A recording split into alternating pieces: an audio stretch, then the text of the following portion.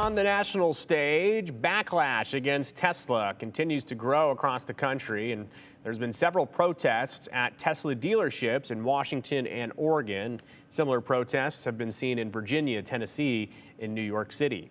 In the state of Florida, a man drove his car into a crowd of protesters. No one was seriously hurt, and that driver was arrested. But it's the latest intense protest against Elon Musk as vandalism targeting Tesla vehicles continues. Drew Andre from our sister station in Seattle joins us with how Tesla owners are trying to separate themselves from the tech billionaire. Well, of course, we see many Teslas around our area here, and some of those drivers fear retaliation for just having the car. For others, they want to erase the mark that represents the billionaire. We met a man who did just that.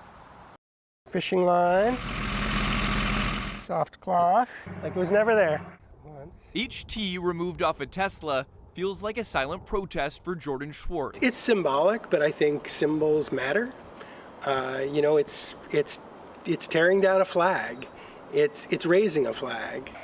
With a heat gun, screw gun, and fishing line, he removed his Tesla logos and has now done it for several other people too. It gives me great pleasure and satisfaction. Schwartz bought his Tesla in 2021, making the switch over to electric.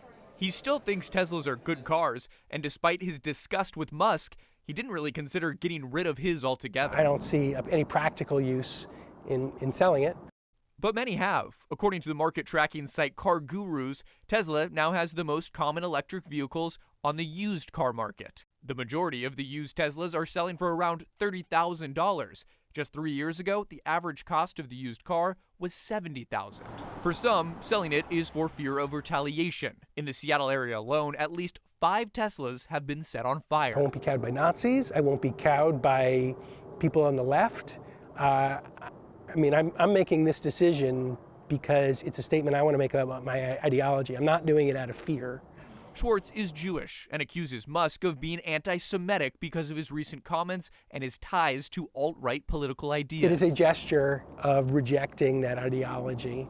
Musk denies claims of anti-Semitism against him. Earlier this month, he suggested the attacks against his company are politically motivated. They want to hurt Tesla because we're stopping this terrible waste and corruption.